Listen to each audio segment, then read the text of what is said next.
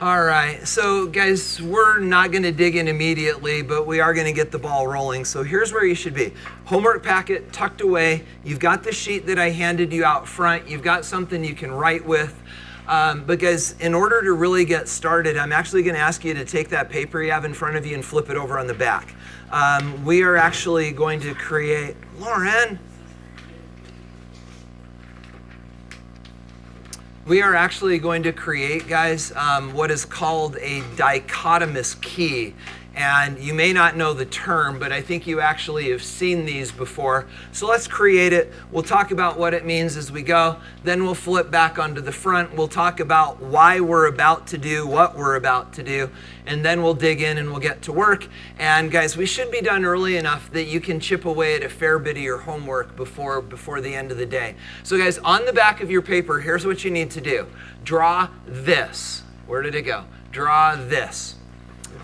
So guys, make it as wide as your paper, and you are in these boxes going to be writing words that are like 8 to 10 characters long. But then guys, importantly, these little stubby lines right here, make the little stubby lines long enough that you can write a sentence on each one of those horizontal lines. So again, as wide as your paper, as tall as you care to make it, 8 to 10 character words in the boxes, and then these lines, importantly, need to be tall enough that you can write a sentence on each of those lines. Morning, ladies. How you doing? Good. Hey, so these are your homework packets. Put them away. These are what we're working on now, and actually we are on back drawing that picture.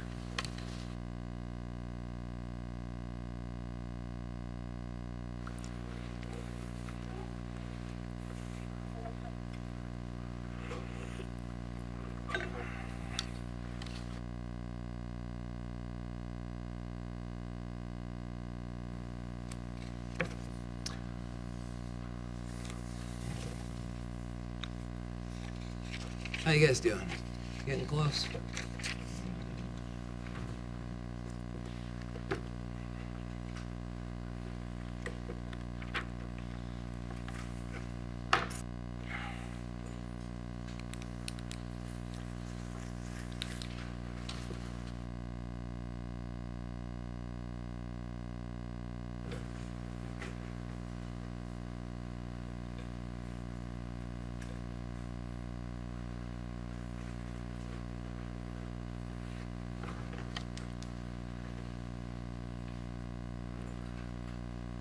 So, Madeline, next week we alternate, right? And with class, so you guys will, okay.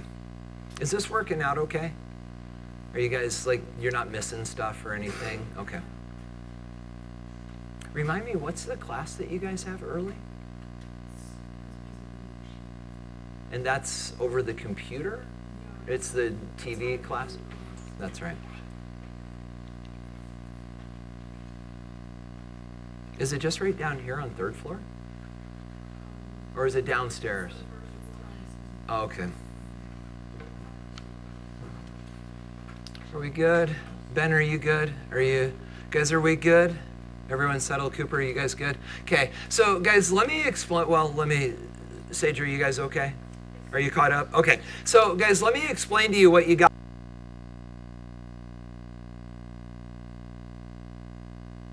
Is the goal for today is to flesh this out. And so, guys, let me explain to you what you've got in front of you so that you understand what you're creating as a result of today. So, guys, in biology, do they use the word dichotomous key anymore? Where, like, you say, you're trying to classify animals, and you ask yourself, like, does it have fur? And if the answer is yes, it's a mammal, and if it's not, it's something else. And then you say, does it have feathers? And if the answer is yes, it's a bird, and if it's not, do you know what I'm talking about? See, guys, that's what you're doing here. That is what is called the dichotomous key, or a classification key, and that's what you're doing here, but you're going to want to write this down below. Guys, oh, my board's not turned on. Guys, these are the things that you're trying to classify here. Why is this not? Oh, sorry. So what you're going to do is ask a bunch of yes or no questions, and by structuring, don't write that down. We're going to fill this in later. But by asking these yes or no questions, eventually this is your goal, and this you do want to write down. Guys, your goal today is to be able to tell the difference between an element, a compound, a solution, and a heterogeneous mixture. Those you do want to write down, because this, guys, is the end game.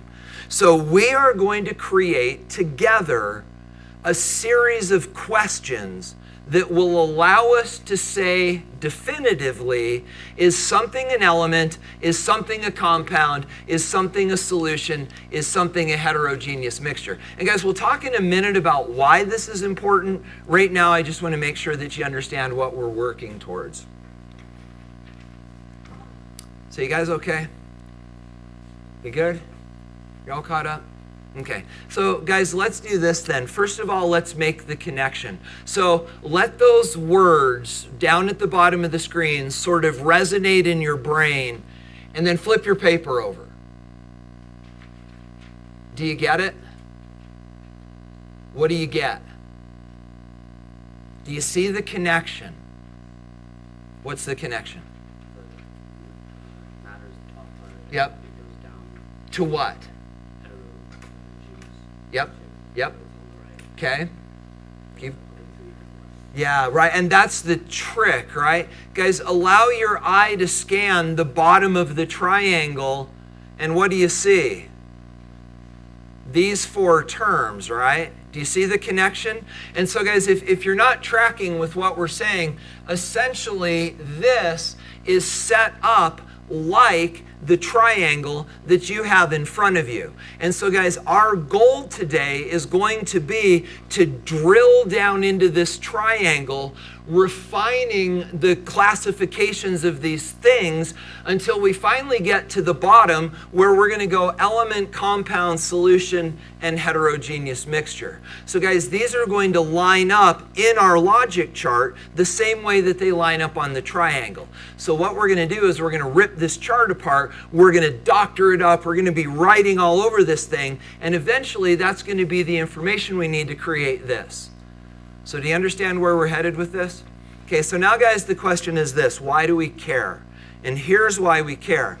So guys, next week in lab, well, actually, what's today? Friday, Tuesday. Tuesday in lab, guys, you guys are going to go into lab, and it's not going to be like the first two labs we've done where it's salt and sand and maybe a piece of zinc and water out of the tap. You're going to walk into lab next time, and it's going to be chemicals, frankly, some of which can hurt you, but it's going to start to feel like a chemistry class. And you're going to have to walk into that environment and be able to intelligently say something like, where's the silver nitrate solution? Or what substance is this that I'm dealing with? Or is this a physical or a chemical property of this substance? Where's that elemental copper that I need to do this lab? And so guys, the trick is that all of these ideas that you're going to create and sort of latch onto today, you're going to need to be able to use conversationally in lab, because we're going to start to talk like chemists. Do you see where we're headed? So guys, let's get started. So flip over to the front of your chart. You got the triangle, and guys, let me just warn you right now, you are going to be throwing all sorts of information on this chart. So what I've done is I made digitally what you have in hard copy form. And guys, this isn't me being heavy-handed. I would really encourage you to write what I write, and this is the weird part, where I write it, because you're going to quickly run out of space. So I gave myself the same space that you have, and I figured out how to make it all fit. So I would encourage you to try to put things where I put things, and then everything's going to fit. So, guys, with that said, the first thing you need to do is this. Cross out that line. See where I did that in blue?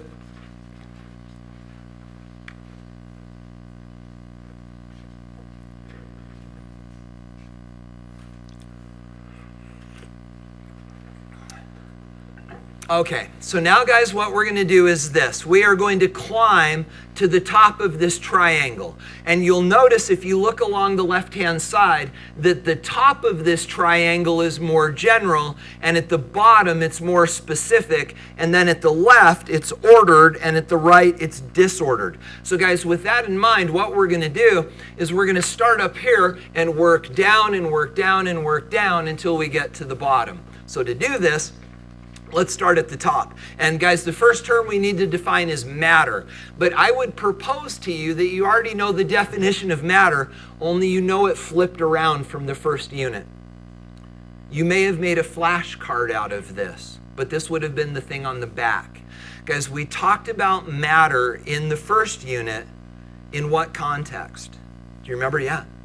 Good, Madeline, that's it. So guys, do you remember when we talked about mass, and what did we define mass as? The amount of matter. So guys, the definition of matter is actually flipped around, but it's that. It's anything that has mass.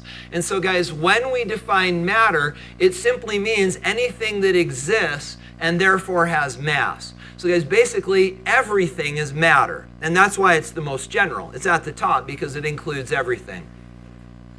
But now guys, understand it doesn't mean that you have to be able to see it. We're surrounded by air. Air has mass. We can actually weigh it. Guys, everything that exists has mass, whether we can see it or not.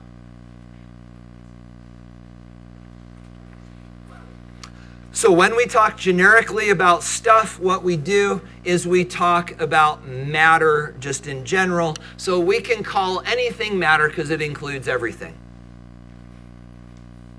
You guys good on that one? Okay, so now let's move down. So guys, what does this mean that we've got a vertical line? And what that means is this vertical line separates matter into two different categories. So guys, we have what is called homogeneous matter, and we have what is called heterogeneous matter. Now guys, in order to understand what this means, let's first of all define that word, which is genus. And so genus means type.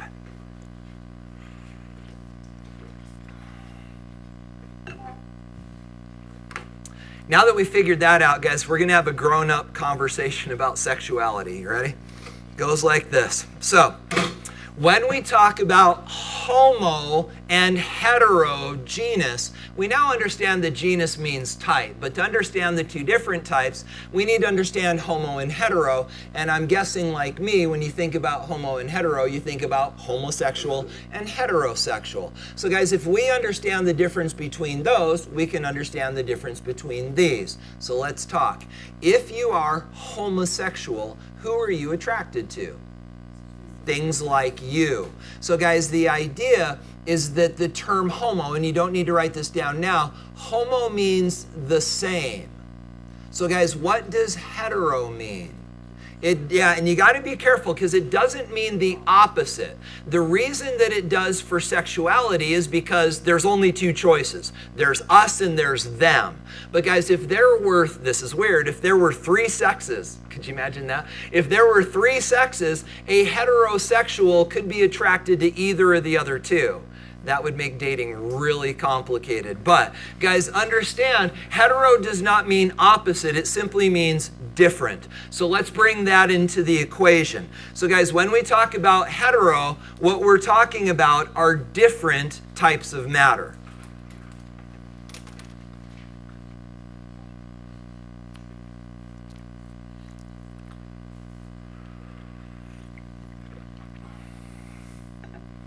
So guys, what I'd like to do is I'd like to show you some examples of this.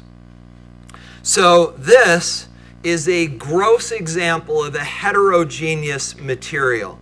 And guys, this is actually just road base. Frankly, I grabbed this when they were building the new school because they had to elevate. Did you guys know that when they built this new building, they had to elevate it? Have you ever noticed that, like, especially when you're on this side of the school, you have to walk up that little berm to get to the parking lot? You know what I'm talking about? The reason is because to bring the school up to elevation, the first thing they did was piled up a bunch of this, and then they built the school on top of it. They had to raise the grade so that the school would level out into the field, the soccer fields. And so, guys, they had to bring the... So this is actually what our school's built upon. But, guys, I would propose to you that this is heterogeneous, because here we have a chunk of concrete. Here we have a little piece of granite. Here we have what looks like slate. Here's a little more concrete. And guys, in here, there are all sorts of different types of matter. So this would be an example of a heterogeneous type of matter because there are different types of things in here, different types of stone, ground up concrete, all sorts of different stuff. Guys, let me show you another example. This one's a little more compelling. Guys, this is also heterogeneous. So let me explain to you what you're looking at. Guys, down here in the bottom is simply water, and I put blue food coloring in it so you could see it better. And then, guys, up here is actually cooking oil, but frankly, I made this last year and it got rancid over the summer. And but guys, would you agree that this is heterogeneous? So if it's heterogeneous, talk to me. What are the different types of matter that are in here? We got water, we've got oil, and air. Did you catch that? It's actually even a little more complicated than we thought, because if we're talking about what's inside the Erlenmeyer flask, we've got water, we've got oil, we've got air. There is, in fact, a substance up there, a type of matter. And then, guys, we've even got a stopper. So really, we have 4 different types of matter in here. We've got water, we got oil, we got air, we got stopper. You guys in agreement? Okay, now guys, we need to use a different term for that. So we have 4 different types of matter, and those different types of matter receive a name. These are what are called phases. So guys, when we talk about heterogeneous matter, we're talking about matter that contains more than one phase. It could be the concrete phase, the granite phase, the slate phase. It could be the oil, the water, the air, and the stopper phase. But guys, for something to be heterogeneous, it has to contain more than one phase. So what is a phase? Well, guys, a phase is a physically separate component of a mixture.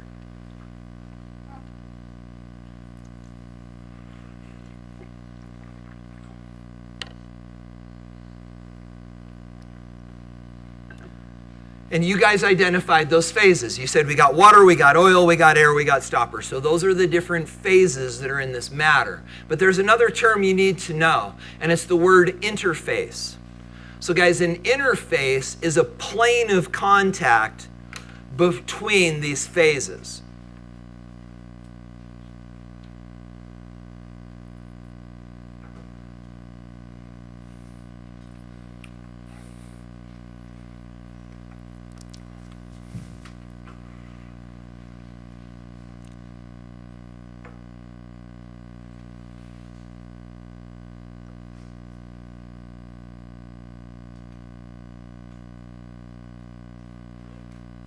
How you doing? You guys okay? That's a good question. That could be our 5th phase. And so the question was, what's the white stuff? That is the nasty scum layer phase. Yeah, let's not talk about that because it's probably a biohazard. Yeah, that's nasty. Yeah, so let's do this. Let's call that an interface. How about that? So the white scummy stuff allows us to see the interface, and then it sounds like science. What do you think? All right. So, but guys, it actually brings up an interesting point. Can you see the interfaces? This is important. So you can see the scum layer, right, which sort of shows us the interface between the water and the oil. You can clearly see the interface here where the air is literally resting on the oil. And then, guys, we've got the stop. You can see the interfaces, right? Here's an interesting question. Why is the water on the bottom?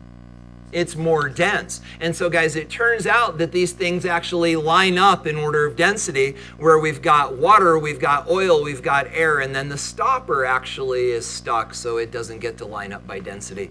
But it turns out the stopper would actually float in the water, but not the oil, so it would actually rest in the scum, and that would be really gross. So, all right, so guys, let's talk. Are we good with phases and interfaces and heterogeneous and more than one type of matter?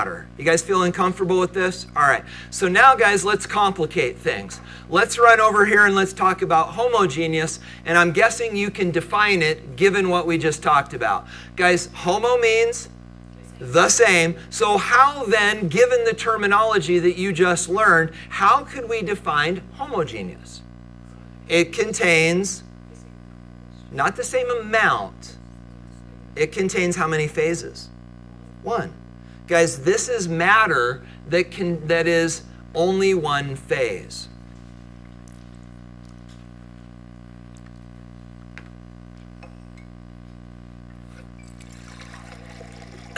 So guys, for the sake of argument, because I want to show you some things that are homogeneous. For the sake of argument, and you saw me do it, guys, this is just tap water, right? And you understand now this is not just pure water. What's in it? All the minerals, right? Okay, so let's pretend that that's distilled water, so it's pure water, just for argument's sake. So guys, allow me to show you then some things that are homogeneous. So I would propose to you that water is homogeneous. And again, let's say it's distilled, because guys, if this is distilled water, what's in here? Just water. Guys, I don't know if you understand this. Guys, it's literally just this. Inside that beaker is literally just a bunch of these molecules all mushed together, and it is one phase. It's water molecules the whole way through the beaker. You settled on that idea? Okay, so guys, what about this? Table salt.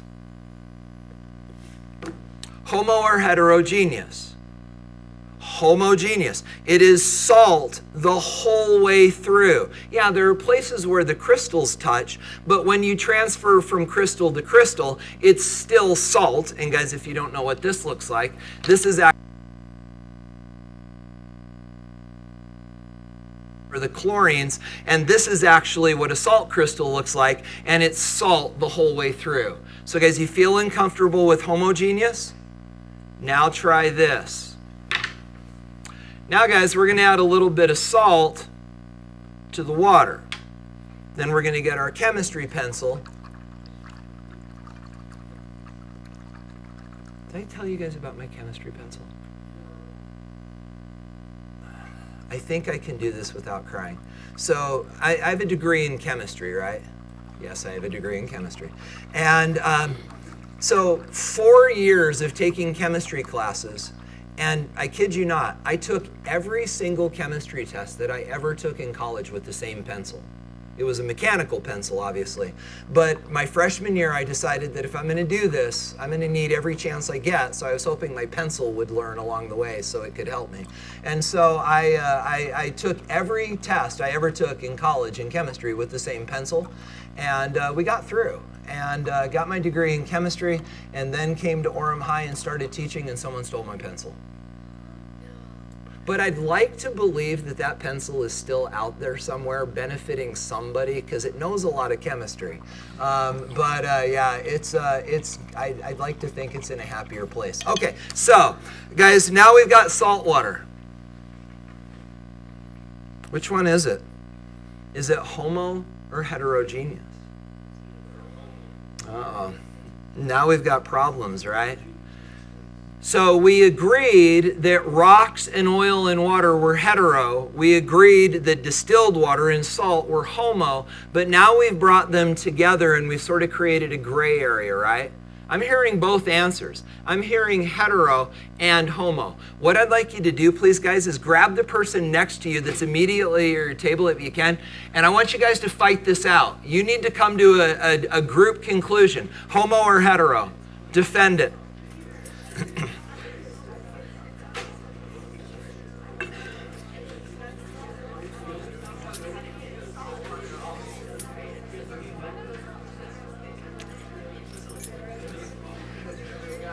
You got it. Uh-oh. Guys, you'd be glad to know whatever you talk about, Ben thinks he knows the answer, so we'll be fine.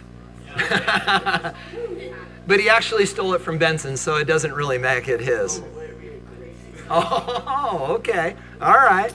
That's even better. Guys, you got about 10 seconds left. Oh, you don't have to stop talking. You got about 10 seconds left.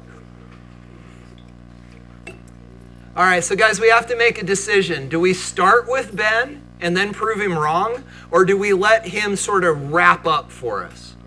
Wrap up. All right. So I love, Miley, that you were like, I'm moving. What'd you guys talk about? You said homo? Can you defend it? Say it again.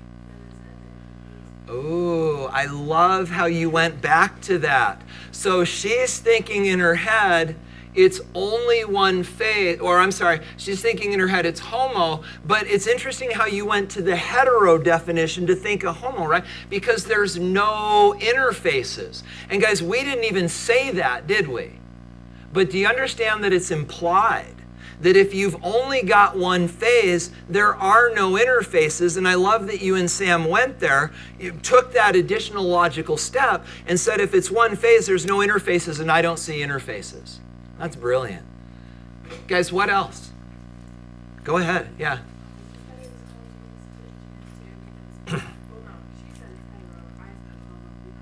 Did you guys like an arm wrestler? Yeah.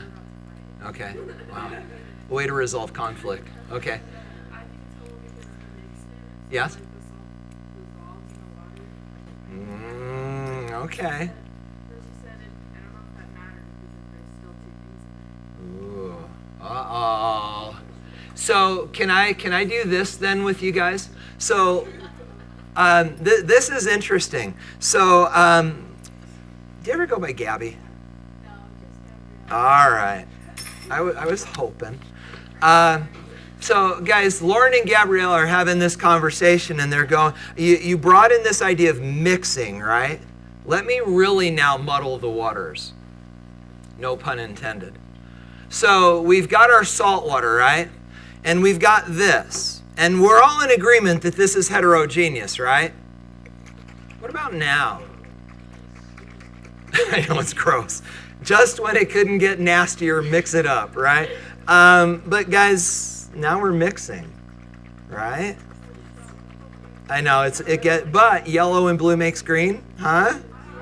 Interdisciplinary. What are you thinking, Madeline? Ooh, now we're getting into something. Because guys, remember that when this was still, when it was pre-mixed, and this is what Sam and Miley were getting to, we could clearly see the phases because we could see the interfaces, and they're talking no interfaces and therefore homogeneous. But then Lauren brought in this idea of mixing. And so now we've taken something that we know to be heterogeneous and we're starting to mix it. What's that? And that's the question. Is it still heterogeneous? And Madeline brought up a really interesting point. What did you say? Will it separate? So guys, let's do this. What do these two liquids have in common? They're both good. They're both mixtures. This is water and salt. And let's say for argument's sake, this is water and oil. Now, here's an interesting thought. And I'll put this down up here where you can see it. Madeline asked a great question. She said, will they separate? Now, guys, let's try this. Let's just leave them alone. And let's see what happens. If there were only a way to like fast forward.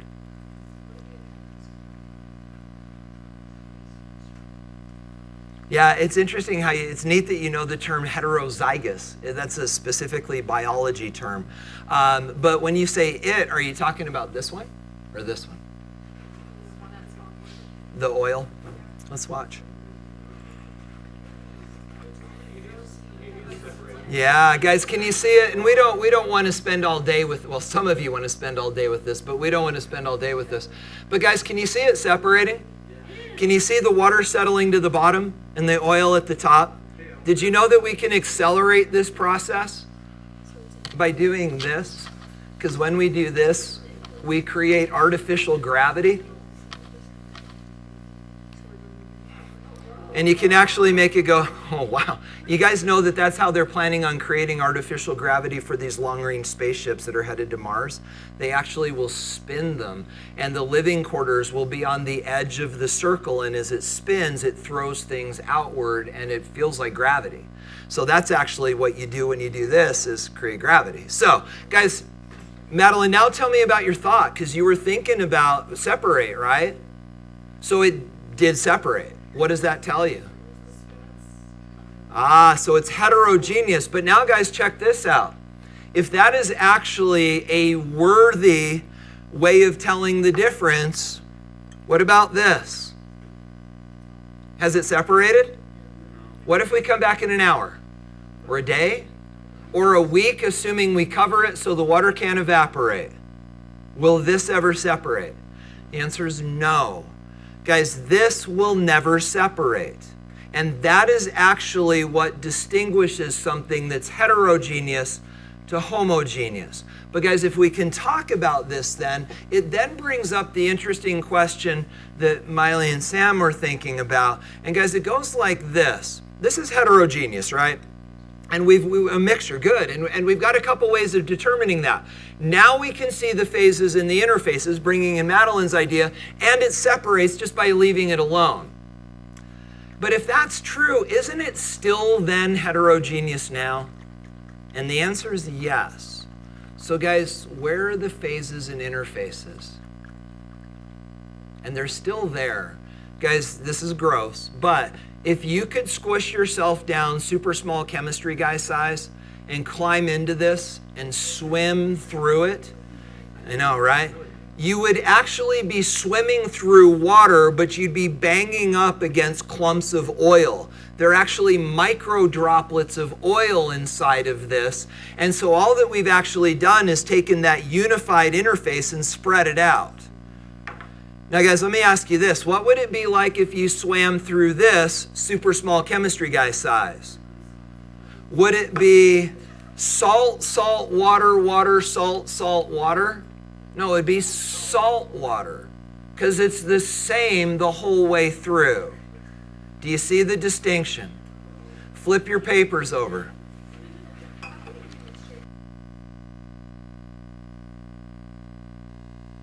Paper over, I would propose that we can now ask a question that will allow us to, can I use the word differentiate with you?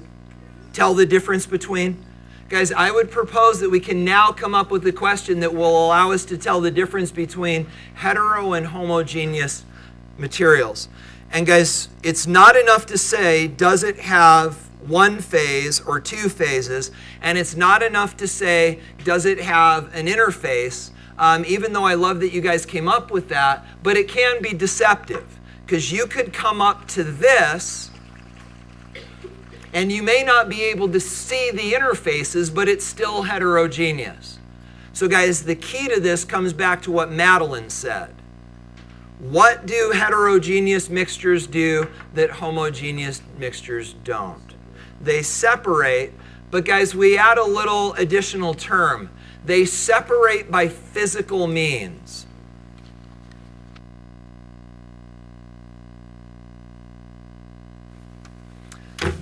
So when we say physical means, we mean things like gravity. We mean things, this is stupid, right? But we mean things like pick it apart with your fingers. Given that we did the salt and sand lab, filtering counts as a physical means. But guys, boiling does not. And let me show you what I'm talking about. Guys, from experience, you know the answer to this question. Salt water. Can we get the salt back? Yeah, how? Boil away the water. You did that in lab. Guys, we can separate a homogeneous mixture. This one we can separate by boiling, but boiling does not count as a physical means. Yes, ma'am. And Yes, but we need to get there. And we haven't got into, but what you're thinking is yes, but because everybody doesn't know compounds, we'll talk about it in a minute. So, guys, here's the question. Where do the yeses and the nos go? So one of these is a dead end. So it says, can it be separated by physical means? And we're separating, no pun intended, homo from heterogeneous. So guys, which one is the dead end? Flip your paper over onto the front and look. Which one's the dead end, homo or hetero? Hetero's the dead end because homo breaks down into substances and solutions and elements and compounds. So guys, hetero is our dead end. So where then, understanding that this is going to be our dead end and this is going to be hetero, can it be separated by physical means? Is that yes or no for hetero? Can it be separated? Hetero is yes. Guys, that's our yes. Yes, it can be separated. That's hetero. No, it can't be.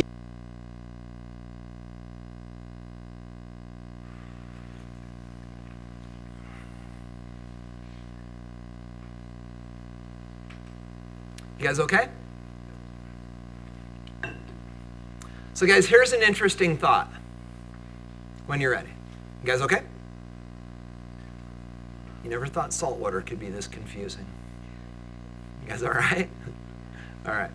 So guys, let's flip this over to the front and allow me to offer you sort of an interesting thought as represented by this arrow right here.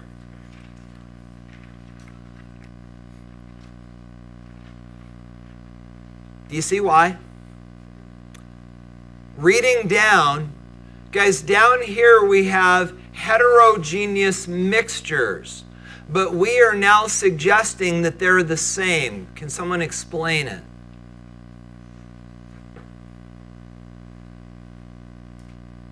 Go ahead, man. Yeah, and it's even deeper than that. Guys, think about this. If something is heterogeneous, doesn't it have to be a mixture? Do you see that? If something is heterogeneous, whether it's mixed up or not, if something is heterogeneous, it has to be a mixture, right? It's two or more things. Whether it's mixed up a lot or a little, it still has to be a mixture. And guys, that's why we're not drawing a distinction, because if it's heterogeneous, it's got to be a mixture. We good? Okay. So now, guys, here's what we're going to do. We are now going to climb back up the triangle, and we're going to move to the left, and we're going to start to play over here with the homogeneous stuff. Go ahead. Yeah. No, you're great. No, so here's what we're saying right now, and I love that you're trying to make sense of this. So Rachel is saying if it's homogeneous, it can't be broken down. And the answer is yes, it can. There's nothing that we can't break apart. We can take...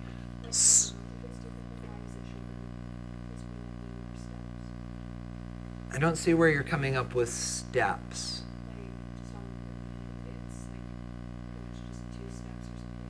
So rather than steps, it's types. And heterogeneous is a very big umbrella.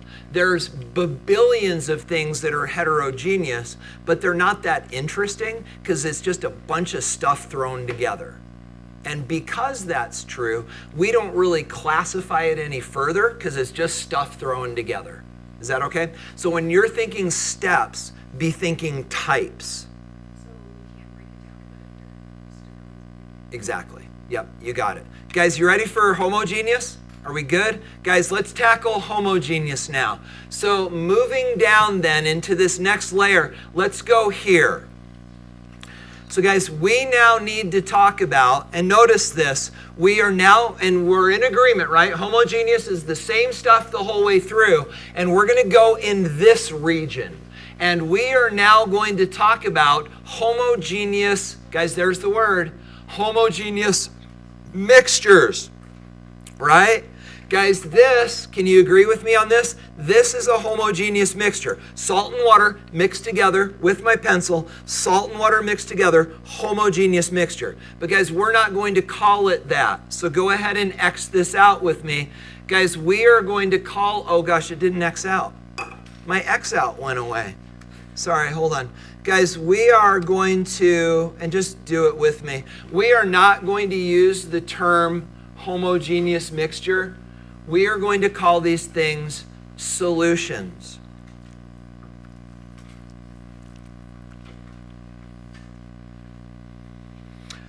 Now, guys, oh, please.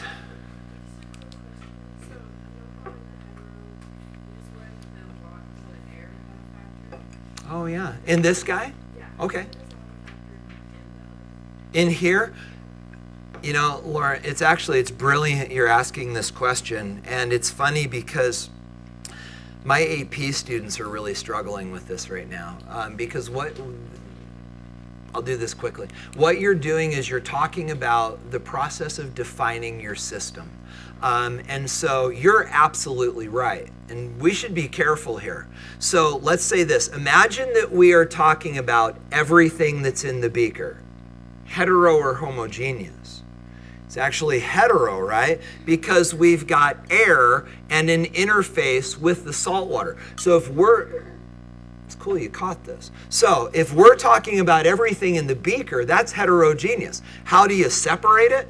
You just pour it apart. So we can get the salt water away from the air. So you're absolutely right. That's heterogeneous.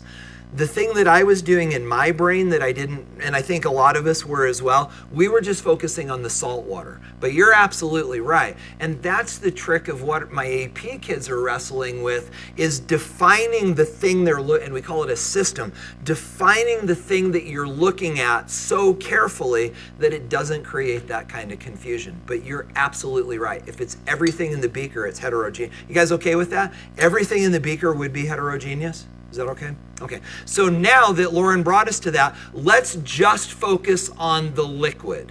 Okay? But guys, this is not just a liquid. This is what is called a solution. So this is a mixture that is homogeneous. And we call those solutions. Now guys, in a solution, there are two parts. And you need to know these terms, and they'll actually fit right down there. They are solute and solvent.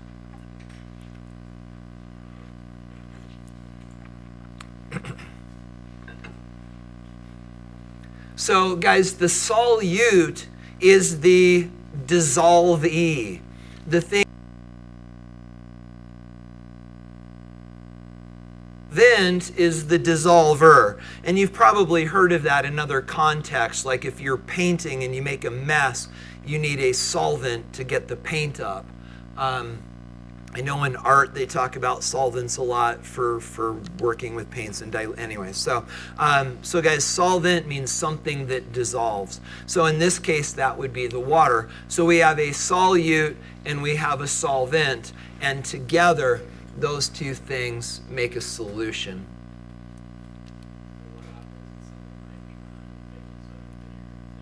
Ooh, that's a great question. Tell me more about what you're thinking.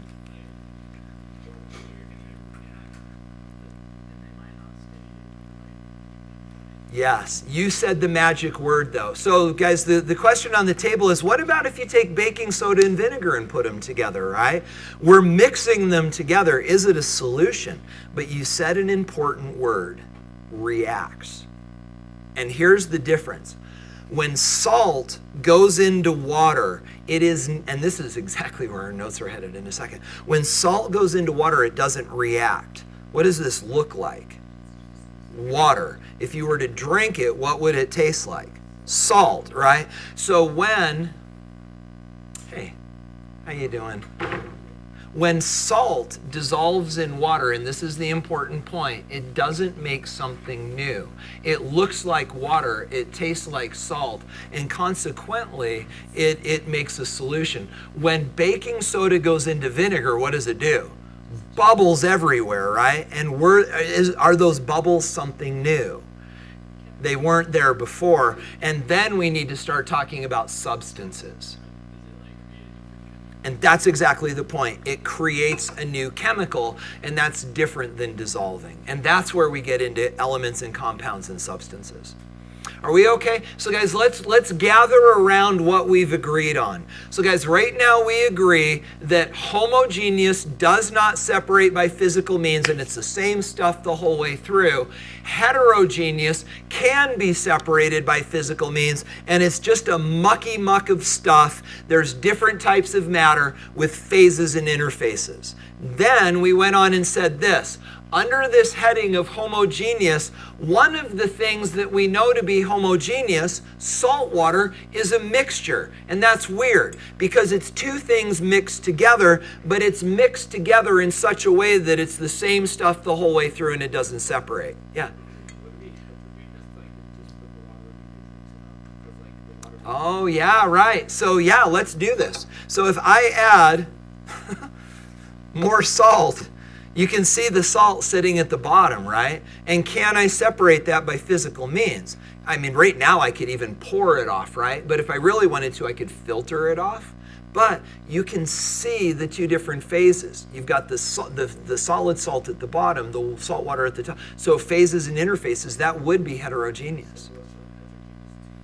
And simply by stirring it. So stirring it is that process of dissolving that turns what was originally something heterogeneous into something homogeneous. Yep. Is that okay? That's a great question. You guys good? Guys, let's do this then. Cooper's got something for you there. Go again. He was... See? There was a little classroom moment there. Oh, there we go. All right. So, guys, moving along then, let's talk about this. We are, and you didn't see that, sorry. So, we're now going over here. We're now going to go over here and we're going to talk about substances. We'll show you. So, guys, here's where we are. We've done heterogeneous. We've done these homogeneous mixtures that we call solutions. And now, guys, we're going to talk about substances. And you're going, wait a minute, shouldn't we have flipped our paper over on the back and done another question? Because we now know the difference between heterogeneous mixtures and solutions. We're not quite ready to do that. We will, but we're not quite there. So, guys, now to fully flesh out these ideas, we need to talk about this. And Ben, this is where your head went a second ago, but let's make this into something we can grab a hold of. So guys, substances are things that have unique physical and chemical properties. Let's read that again. Unique physical and chemical properties. So guys, let's have that thought relative to salt water. Oh, you ruined this because now there's too much salt. I know it's your bad. I'm going to have to stir it more. All right. No, I'm good. All right. You managed to break salt water. No, you're okay. Okay, so guys, here we go again. Let's read this again. Unique physical and chemical properties. So, we said this before, let's say it again. This is salt water, right? What does it look like? Water. What does it taste like? Is it unique? It is not. It looks like water. It tastes like salt. That means it is not unique. It actually has the characteristics of the things that make it up. Looks like water, tastes like salt. It's not unique. That means it is not a substance. Guys, substances have unique physical and chemical properties, and salt water is not unique. Looks like water, tastes like salt, it's not unique. It has the properties of the stuff that makes it up. So now you're thinking, okay, I see that, but what does unique then look like? Well, guys, let me offer you some definitions, and then we're going to talk about it. So first of all, let's talk about physical and chemical properties, and the definitions fit nicely there.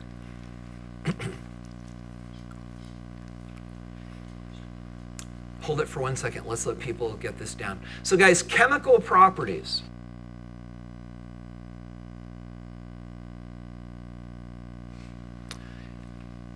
Are observed by the creation of a new substance.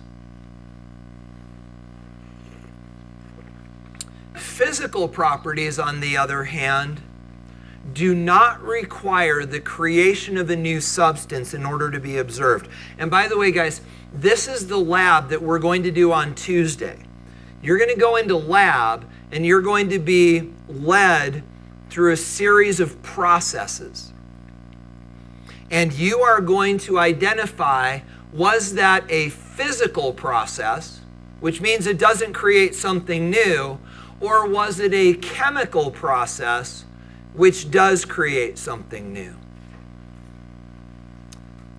So in order to use this in the rest of the conversation, guys, join me here.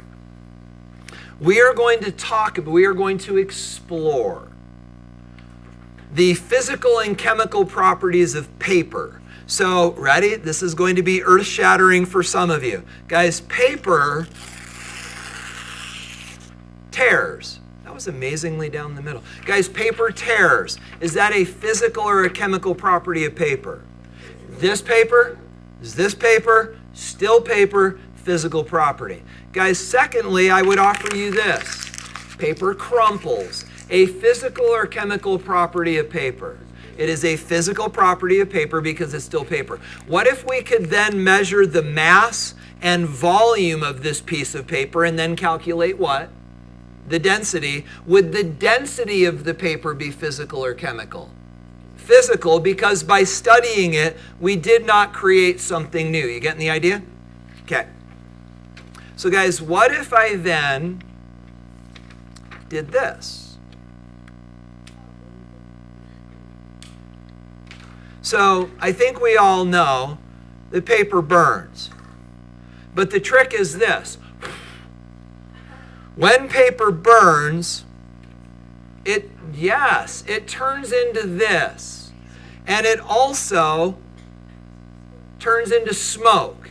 Now guys, here's the question. Is paper, let me ask it differently, is ash paper? Is smoke paper? No. What about this? Is there ash and smoke trapped inside of paper and the lighting of it simply releases what's already in there? No. So, paper burns. Did the burning of paper create something new? Absolutely. And therefore, paper burns. Physical or chemical property? Chemical property. Now, guys, do you understand the difference between physical and chemical properties? Now let's apply it. So guys, do this with me. Go all the way down into the lower left-hand corner of your triangle, and let's talk about elements. Guys, elements, oh wait, I'm sorry, we're ready to do a question. My bad. So guys, let's go back up, and let's make sure we're all caught up here. So physical and chemical properties. And now, guys, we can draw this distinction. We can draw the distinction now between a substance and something that is a homogeneous mixture or solution. So, guys, again, coming back to our salt water, looks like water tastes like salt, right? Is it unique? No. But substances are. Substances are unlike the things that make them up. And guys, we're going to leverage that in order to be able to tell the difference between them. And it goes like this. The question that we're going to ask then is it unique? Is it like the stuff that makes it up? Perhaps, yeah, but when you take a cake and you take all the pieces, you get something out that's not like what you put in. So that would be a chemical change. So guys, let's do this. Where's our dead end? We've got substances, we've got solutions. Turn back to the front. Which one's our dead end? The solution is our dead end. So now, guys, go back to the back. Is it unique? Guys, this box is going to contain the idea of solution. So what's the answer? Is that the yes or no that leads us to solution? Is it unique? No leads us to solutions, and yes leads us to substances. Solution is the final answer chasing this down. So can it be separated by physical means? No, it's homogeneous. Is it unique? No, it's a solution. So now, guys, all we got to do is tackle elements and compounds. Mara, are you caught up?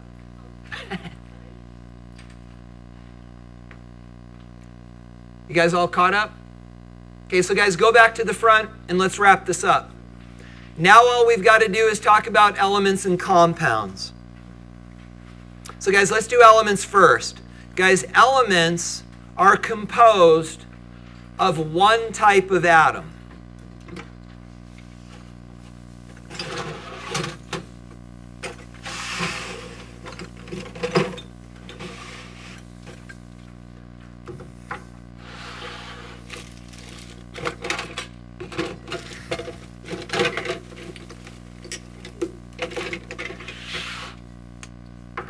May as well show you some examples. You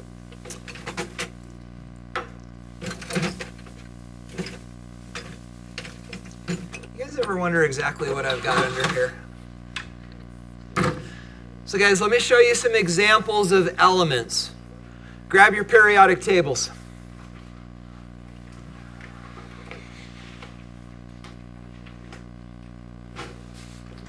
And I do. So, ready? How many elements are there in the universe? Well, guys, interestingly, your periodic table that you have in front of you is an exhaustive list. This is it. Unless multiverses exist, and we are not the only universe that exists, this is it. Guys, these are all the elements in the universe, but interestingly enough, it's changing. So, how many elements are there in the universe? Guys, actually, no. The interesting answer is 92. Guys, there are only 92 elements in the universe. Uranium is the heaviest element that the supernova in our universe are capable of making. And we're going to talk later, this unit, about what is called evolutionary chemistry. We're going to talk about where the elements came from. And guys, we'll talk more about this later. This isn't a science and God thing. The reality of it is, there's 92 elements in the universe. So now we've got a problem. Our periodic table actually goes up to 118. And guys, it turns out right now, at this very moment in time, we do not know, Madeline, stick with me, we do not know how many elements there are in the universe. The reason is because there are scientists over in Europe that are fighting over element 116. Some of them think they've made it, but there are other people that say they haven't. Here's the interesting bit, guys. Beyond element number 92, all of these through 103 and all of these up through 114 are also members of our universe. But there's only one reason they're here, and it's because we are here. Guys, all of those elements only exist in research labs and nuclear weapons here on this planet. Guys, these are all man-made elements. The only reason they exist is because we made them. So, we'll talk more about this later. What I'd like to do is get back up here to some of these more familiar ones. Like, guys, for example, carbon, find it, element 6. See it?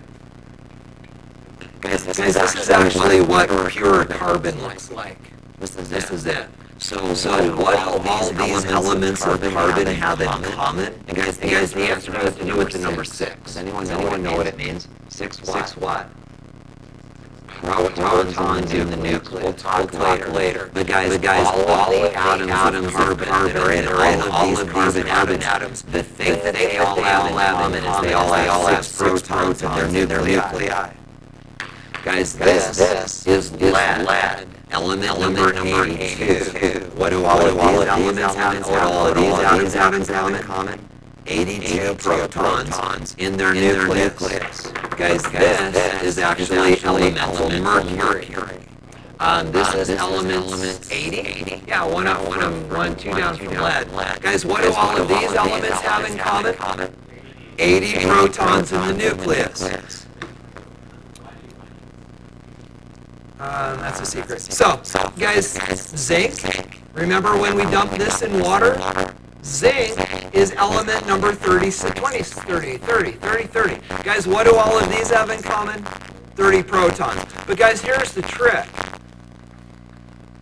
Is mercury anything like lead? Certainly not. And they're actually next door neighbors on the periodic table. Here's the really weird thing. You go one in the other, two in the other direction, and you get gold. You take one proton out of a mercury atom and it turns into gold.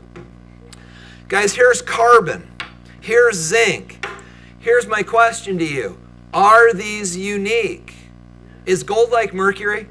Is zinc like aluminum? No, see guys, that's the trick. All elements are unique, and the thing that makes them unique, amazingly enough, is the number of protons in their nucleus. Yeah. That's what? Oh, so if you ever have the question is, why are some of these blue, like 80, bromine? If you look down here in the corner at the key, it will always answer those questions, but the answer is blue is a liquid. So bromine is a liquid at room temperature. The blacks are solids, the reds are gases, and then the outlined ones are man-made. Okay, so guys, join me then in this. I'd like to share with you sort of the extension then of this. So guys, let's go over to compounds and then we'll draw the distinction. So compounds, and Ben, this was your word without knowing it. Guys, compounds are actually two or more elements bonded together. Now here's the interesting thought. What do we call it when atoms bond together? You use the word. A reaction. Guys, when elements bond together, what they're doing is reacting. And so with this in mind, I'd like to offer you some other examples. I showed you mercury, I showed you lead, I showed you zinc, I showed you carbon. I'd like to show you some other elements. You're done taking notes for a couple minutes?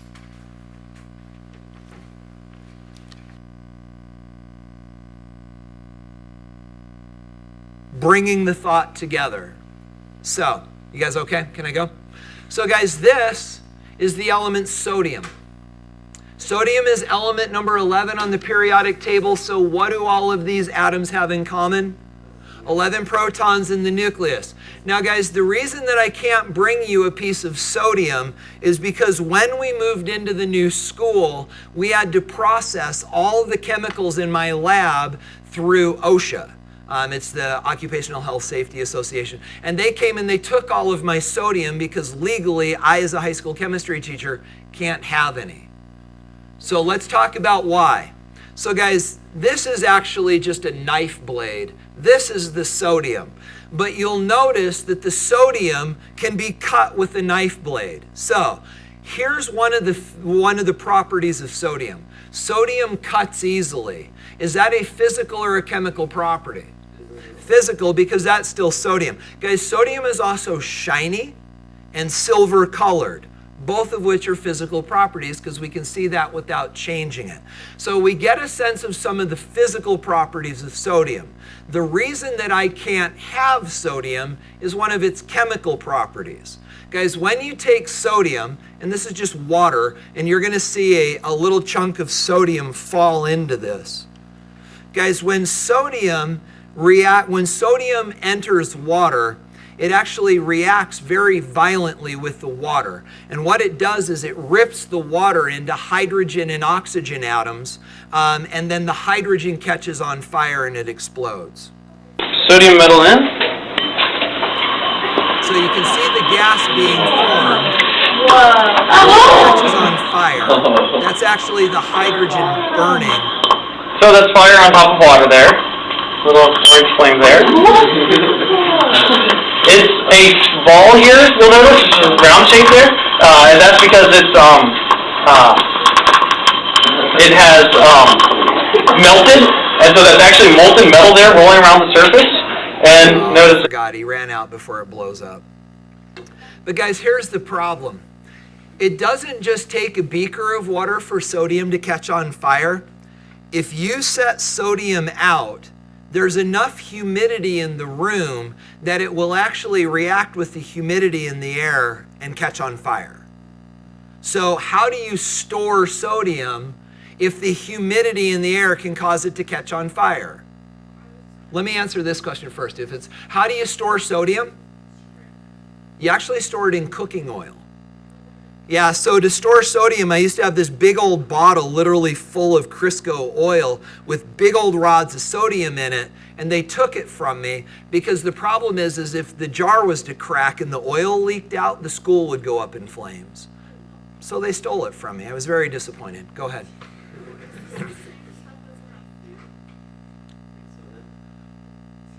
Gosh, Lauren, I don't know what you're talking about. Lauren just said, wait, isn't this the same stuff that's in our food? I have no idea what you guys are talking about. Why? This isn't salt. You guys can all see my tongue and my cheek, right? This isn't salt. Whatever are you talking about? Guys, some of you are going, all right, shut up and get on with it. Okay, guys, here's the deal. Sodium, nasty stuff, right? Let me introduce you to another scary player. This is chlorine gas. That's what the gas looks like. Guys, chlorine gas, please don't Google this, but if you ever feel like the United States in the global playing field has like this moral high ground, and especially given what's going on with terrorist groups, that they're scummy and we're not. Guys, you've heard of chemical weapons, right? And we always think, you know, Syria, chemical weapons, dropped them on their people, horrible guy, da-da-da-da-da. You guys understand that the first country to use chemical weapons on our enemies was us. It was World War I, and it was this horrible stuff called mustard gas. And in World War I, it's crazy. The battles were fought in ditches. And they would, nose up against the enemy, and then they'd send those guys in with shovels, and they would dig trenches, and then it was like, and then hide, and then hide. And this went on for months. You know, there's that wonderful story about us against the Germans, and you guys have heard this, right? Christmas, and they came, and then the next. Anyway, so guys, how do you kill a guy that's in a trench that you can't see? You drop a gas on them that's more dense than air and deadly. And guys, that's what mustard gas is. We drop these bombs on our enemies in trenches that release mustard gas. And this gas, more dense than air, would travel down inside of these trenches. And don't look this up. But guys, seeing people that are dying or have died of mustard gas inhalation is horrific. But all mustard gas is chlorine gas. Guys, this stuff is deadly in a way that you have no idea. But now we've got a problem. Because guys, represented on the board, we have a shiny, soft, silver, highly reactive with water metal. And now we understand that we've got this yellowish colored, surprisingly dense for a gas, deadly gas called chlorine. But guys, here's the thing that's crazy. Same stuff's right here. Guys, this is table salt. And that's what Lauren was talking about. Guys, in here, guys, in here, what do the little silver balls represent? The sodium, the stuff that blows up in water. What do the greens represent? The brown deadly gas. But guys, that's the stuff that you put on your food, and you ingest this every day, and it is neither shiny nor explosive nor brown nor deadly nor a gas. So what's going on? Oh my, It is a new substance made by combining the sodium and the chlorine. And guys, don't miss this.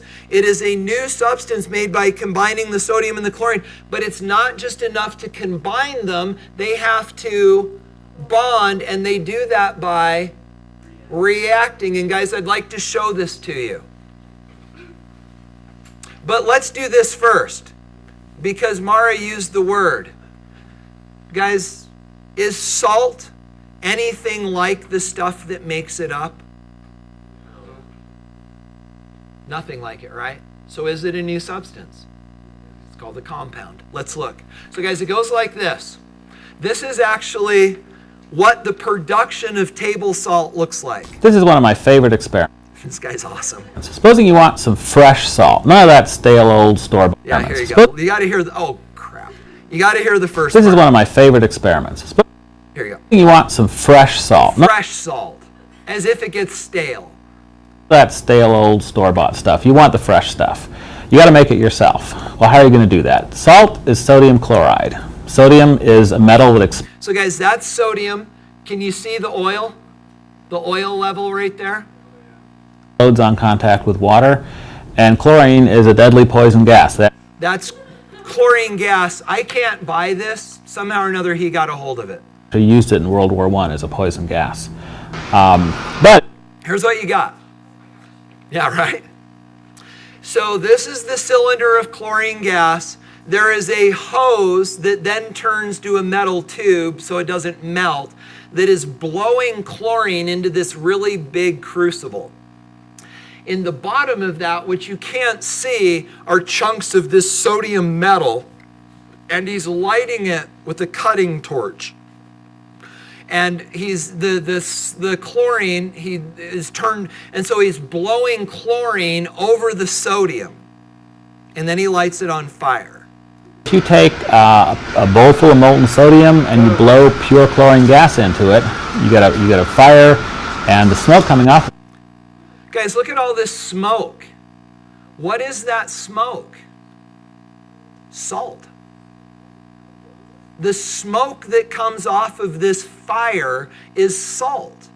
It's sodium in here, chlorine blowing across it, and as they react together, it makes salt. So all of this smoke is salt. So to be a dork, he took a fishing net, filled it up with popcorn, and he's actually salting his popcorn by making salt. Okay, salt, well, it's not a gas, it's a solid. Smoke is a solid. But guys, you can do the math, right? Heat plus nylon net equals, check this out. That is pure salt. So we hung some popcorn over it, salt the popcorn with nice fresh salt. And it worked great. We got some good shots that we used in the magazine. Then, turns out, the net started melting, and it actually dropped the popcorn into the molten sodium. Sodium exploded, and we got popcorn and sodium flying everywhere. That's really not such a bad thing. It tells you that science doesn't always go the way it's supposed to. It tells you why it's important to wear a face shield and have all the right safety equipment. And it made some really good shots that we could use also. There you have it. So guys, can we all agree that salt is not like sodium and chlorine? And Lauren, I know that's where your head was going. Are we good? All right, so guys, we got another question to ask, don't we? Yeah? So, with the Salt Lake, Like our Salt Lake? Okay, yeah. with sulfur, Let's do the question and then let's talk, because the sulfur thing threw me for a loop. Let's talk in just a second. Okay, so guys, let's do this. So now what do we have to be able to separate? Elements and compounds, right? We're going to make this as simple as we can. Guys, how can you tell the difference between an element and a compound? Focus on the elements. How do you know if something's an element? It's on the table. So, guys, that's going to be our final question. Is it on the periodic table? If it's an element, what's the answer? Yes. And if it's a compound, obviously the answer's no. So, guys, here then is where we are. you actually have a fairly extensive homework assignment. I would strongly encourage you to not do this the night before. But interestingly, this is a homework assignment that largely you have to do at home, because I'm going to send you on a wild goose chase through your kitchen pantry, your cleaning closet, and your bathroom vanity, looking for elements, compounds, solutions, and heterogeneous mixtures, and you'll be reporting back on that. So guys, looking at the homework packet, you'll notice that it is double-sided. Mara, did you get a copy?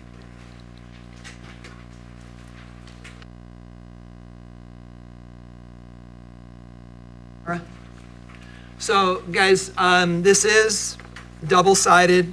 Again, it's not the end of the world, but it's going to take you more than 7 minutes. So guys, give this a look. We will grade this on Tuesday.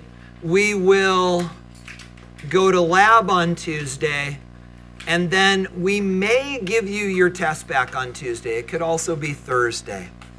So guys, thanks for a great morning. I hope you have a wonderful weekend, and we'll go when the bell rings.